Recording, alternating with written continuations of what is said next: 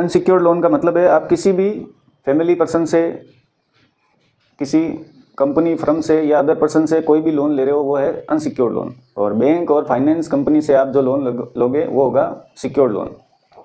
अब लोन पे नियम ये है, लोन पे ब्याज लगेगा, चाहे सिक्योर्ड है चाहे अनसिक्योर्ड है। तो ब्याज पे गवर्नमेंट का नियम है, जो ब्याज चुकाएगा वो ब्याज की अमाउंट से 10% TDS काट के गवर्नमेंट को जमा कराएगा। TDS की फुल फॉर्म है टैक्स डिडक्टेड एट सोर्सेज। ऐसी कोई भी इनकम है जिसपे इनकम से इनकम हो रही है, जैसे आपकी सैलरी मिल गई और सैलरी को आपने FD में कन्वर्ट कर दिया या किसी को लोन में दे दिया, उससे आपको फिर इनकम हो रही है ब्याज की, तो ऐसी इनकम पर TDS कटता है। तो ब्याज पर TDS कटेगा 10%। अब जो ब्याज चुकाता है उसकी जिम्मेदारी है उस अमाउंट से 10% TDS काट के गवर्नमेंट को जमा करवानी। मैं अगर ब्याज किसी को चुका रहा हूँ, मैंने लोन लिया है, तो मेरी जिम्मेदारी है उस ब्याज के अमाउंट से 10% TDS काट के वो गवर्नमेंट में डिपॉजिट करवाना है, मंथ एंड होने पर 7 दिन के अंदर अंदर।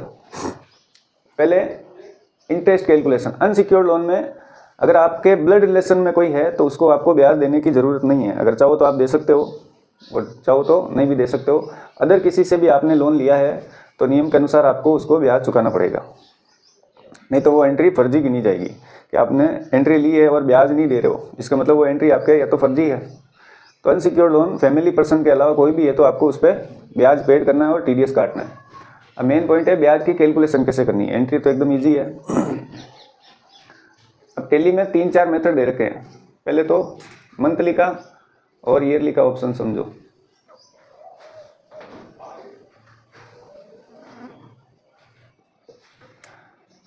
साधारण बोलचाल में अपने जैसे 2 रुपये सैकड़ा का ब्याज है तो वो है मंथली है, मतलब 1 लाख का ब्याज है मान लो, तो 2 रुपये सैकड़े के हिसाब से है तो ब्याज कितना है महीने का 2000, 2% के हिसाब से। तो साल का कितना है वो 24%। 1 लाख का 1 साल का 2% के हिसाब से ब्याज होगा 24,000। तो सिस्टम में दोनों ऑप्शन दे रखे हैं, आप मंथली कैलकुलेशन करना चाह रहे हो या ईयरली। 1% मंथली, ईयरली हो गया 12%, महीने का 1%, 1 साल का 12%। अब कोई बोल दे 1.5 रुपये सैकड़े का ब्याज है, इसका मतलब ये 18% है। 1% का मतलब है 12, 1.5 का मतलब हो गया 18, 50 पैसे का मतलब है 6% ईयरली। अपने यहाँ मारवाड़ी में जो कैलकुलेशन है 1 रुपये सैकड़ा, 2 रुपये सैकड़ा, लास्ट साहूकारी ब्याज। अब मंथली ऑप्शन लो तो 2% डालना, ईयरली लेना है तो 24 डालना है, आंसर वही आएगा। जैसे 2% डाल दिया तो महीने का 2000, 1 साल का कितना हो जाएगा 24,000।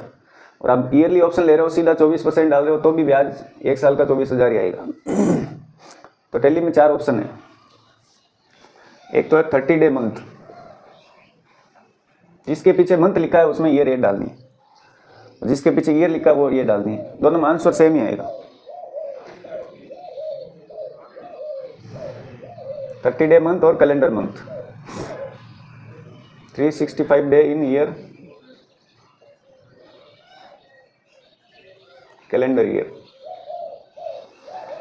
मंथ का ऑप्शन है उसमें ये रेटें डालनी है और जो ईयर का ऑप्शन है उसमें ये रेटें डालनी है। अब फर्क क्या पड़ेगा इनमें। 30 डे का मंथ का मतलब है कि हर महीने को कंप्यूटर वो 30 दिन का काउंट करेगा। तो साल में टोटल दिन कितने हो गए 360 और साल में दिन होते हैं 365। तो ये 5 दिन का ब्याज क्या करेगा एक्स्ट्रा निकालेगा। महीने को 30 दिन का काउंट करेगा, 360 दिन। अब टोटल 365 दिन है या 366 दिन है। अगर फरवरी 28 की नहीं 29 की है तो 366 दिन। जिस ईयर में 4 का पूरा भाग जाएगा वो फरवरी आ जाएगी 29 की। जैसे 2024 में 4 का पूरा भाग जा रहा है तो 29 की वापस आएगी सीधी 2028 में। वो फरवरी 29 की है, बाकी सब 28 की। तो ये 5 दिन का ये एक्स्ट्रा यहाँ पर कैलकुलेट करके निकालेगा। तो अगर 2% डालोगे तो 24,000 और ऊपर 333 रुपये और ये एक्स्ट्रा काउंट करेगा। कैलेंडर मंथ का मतलब है महीना चाहे 30 का हो, 31 का हो, चाहे 28 का हो, एक महीने का अगर 2% डाला है तो 2,000 रुपये काउंट करेगा, यानी साल के वो 24,000 रुपये काउंट करेगा। महीने कितना दिन का हो, एक महीने का 2,000 काउंट करेगा। तो मंथ वाले ऑप्शन में ये डालनी है ऑप्शन। फिर एक 365 डे इन ईयर और कैलेंडर ईयर। इसमें अगर फरवरी 29 की है तो ये एक दिन का यहाँ पर ये भी एक्स्ट्रा निकालेगा। ये 365 दिन का एक साल काउंट करेगा, यानी 24,000 रुपये ब्याज आएगी अगर 2% के हिसाब से डालो, 24% के हिसाब से डालो। तो अगर फरवरी 29 की है तो एक दिन का एक्स्ट्रा निकालेगा और 28 की है तो इसमें और इसमें तीनों सेम आएगा। कैलेंडर ईयर में भी सेम ही है, वो जितने महीने हैं उतने महीने के हिसाब से 2000 के हिसाब से 24,000 रुपये आंसर निकालेगा। तो खाली इसमें फ़र्क पड़ता है, जैसे दूध वाला हिसाब करता है उस हिसाब से ये हिसाब है कि जितने दिन दूध लिया उतने दिन के पैसे, महीना 30 का है तो 30 दिन के, 31 का है तो 31 दिन, उस हिसाब से। और ये कैलकुलेशन चलती है महीना कितना दिन का ही हो, एक महीने के 2000 काउंट करेगा, 1% से 1000 करेगा, 1.5% से 15,000 करेगा, इसे 6,000 कर लेगा, 18,000 करेगा, 12,000, 24,000। तो 4 ऑप्शन है। ये ऑप्शन ज़्यादातर कृषि मंडी में काम करते हैं, वहाँ पुराने जो लोग हैं वो निकालते हैं। बैंकों में ईयरली ऑप्शन चलता है, बैंकों में ये ऑप्शन काम लेते हैं, कैलेंडर ईयर। बाकी इन तीनों में अगर फरवरी 29 की नहीं है तो तीनों में आंसर सेम आएगा, खाली इसमें 5 दिन का एक्स्ट्रा आएगा ही आएगा। अब एंट्री कैसे करनी है? ब्याज चुकाना नहीं है फिलहाल, अपने को ब्याज क्रेडिट करने की एंट्री करनी है। मान लो 1 लाख रुपए ये उधार ले लिए अपन ने इस पार्टी से, तो अपने यहाँ बुक्स में क्रेडिट बैलेंस रहेगा पार्टी का। अब इसके मान लो 24,000 रुपये हो गए अपने ब्याज के, वो भी क्रेडिट करने हैं, तो टोटल ये मांगता रहेगा 1,24,000 रुपये।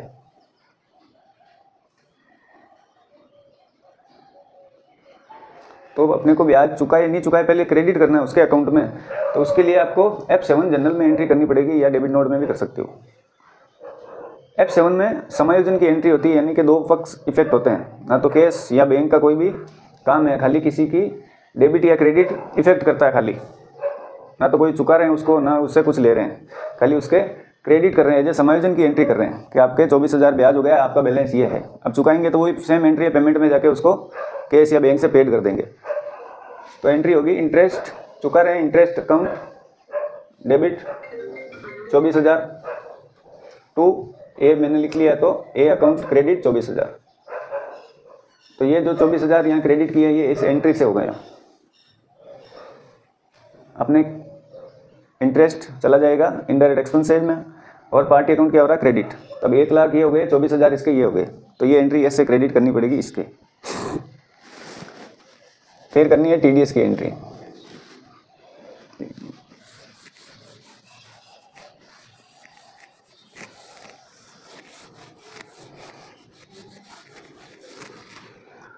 इंटरेस्ट की एंट्री पहले लिखूं,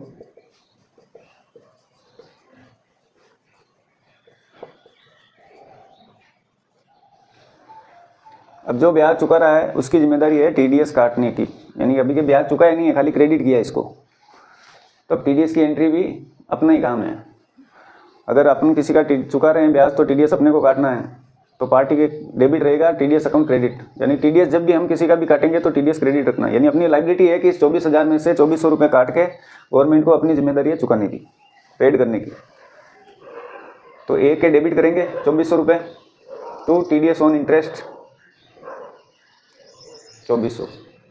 अब ये TDS ऑन इंटरेस्ट को रखना है आपको ड्यूटीज एंड टैक्सेज या करंट लाइबिलिटी में किसी में भी रख लो।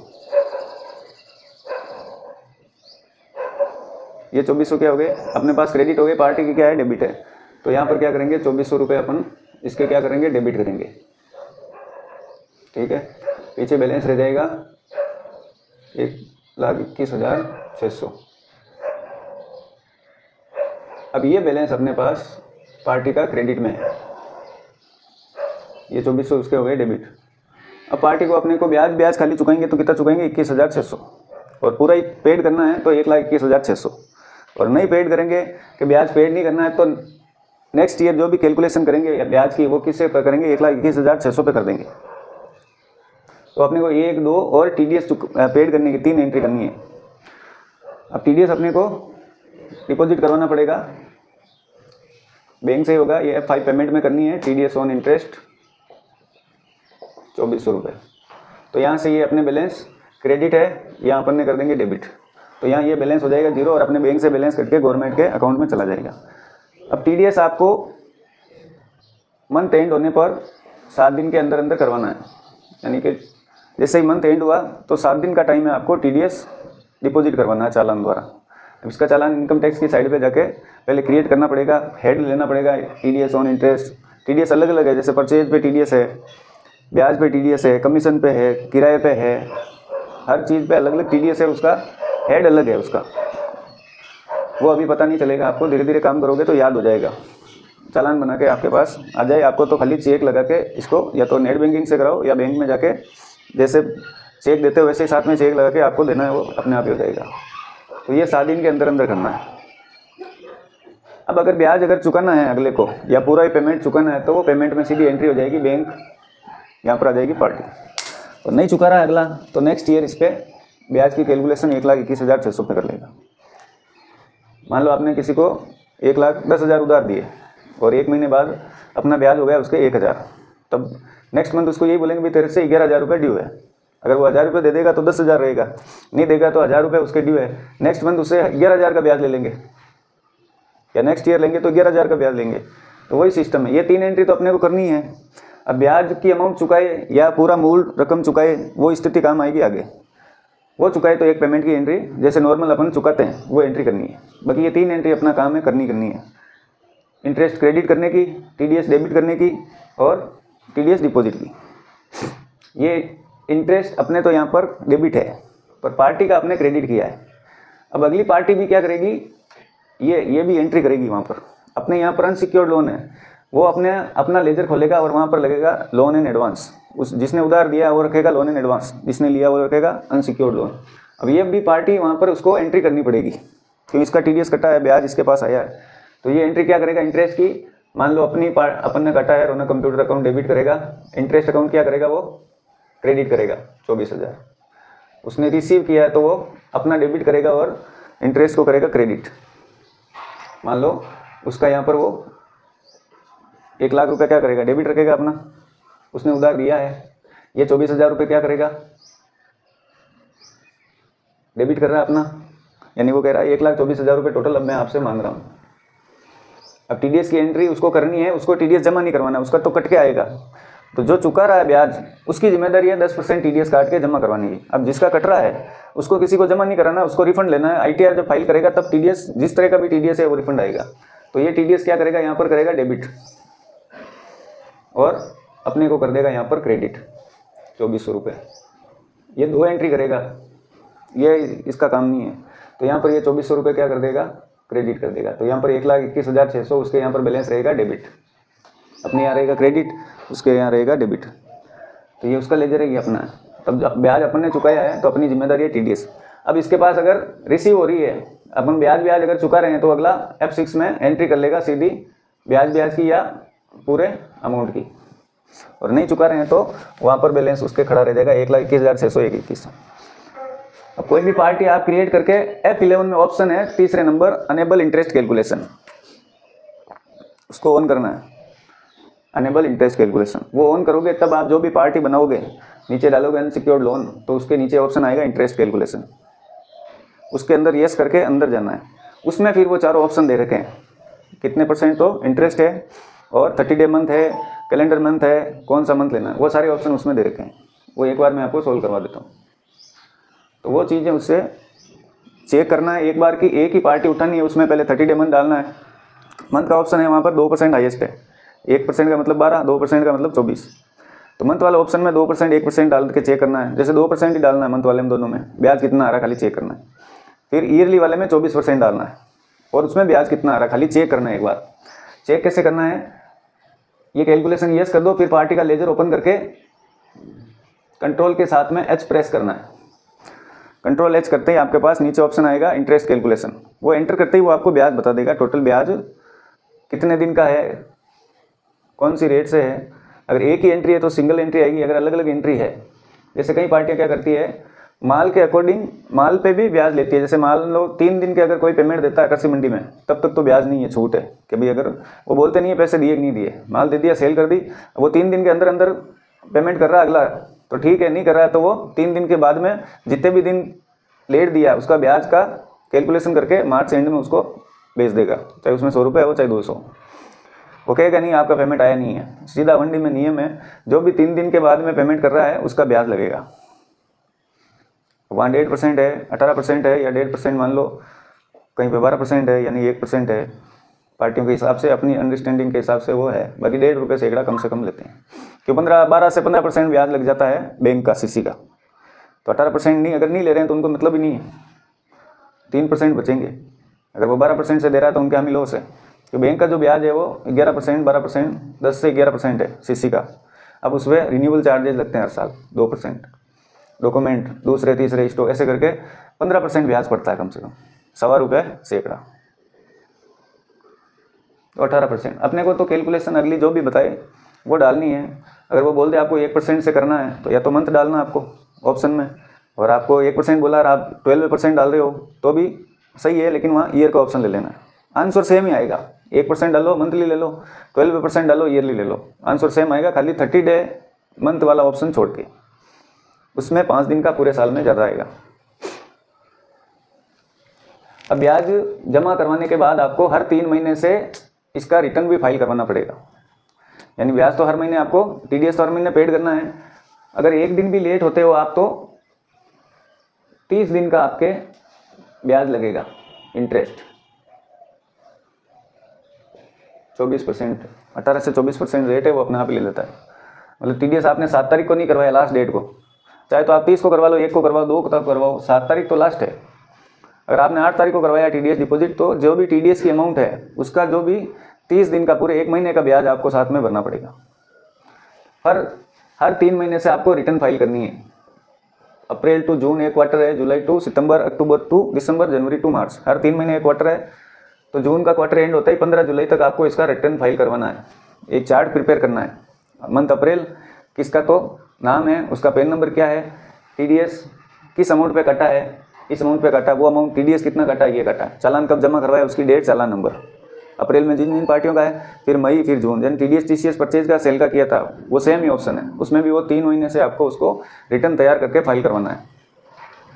खाली मार्च मंथ में आपको छूट रहती है एक्स्ट्रा, जैसे मार्च का टीडीएस काटा आपने मार्च को, मार्च का खाली, फरवरी का नहीं, तो इसमें आपको 30 अप्रैल तक छूट है। आप 30 अप्रैल तक टीडीएस जमा करवा सकते हो, क्योंकि मार्च में क्लोजिंग का टाइम है, तो गवर्नमेंट 7 दिन के अलावा 30 दिन एक्स्ट्रा देती है। यानी 7 अप्रैल के बाद में आप 30 अप्रैल तक इसको जमा करवा सकते हो, खाली मार्च का काटा हुआ। और इसका जो रिटर्न है जनवरी से मार्च का हिसाब से, तो उसका 15 अप्रैल है, 15 दिन है रिटर्न फाइल की डेट, जनवरी टू मार्च। लेकिन मार्च क्वार्टर के लिए आपको 15 मई तक छूट मिलेगी, क्योंकि 30 अप्रैल तक तो होगा टीडीएस डिपॉजिट, तो फिर 15 दिन वो मिलेंगे मई के। और बाकी तो क्वार्टर एंड होता ही 15 दिन का टाइम है, जैसे जून एंड हुआ, जुलाई 15 तारीख का रिटर्न फाइल करवाना 3 महीने का।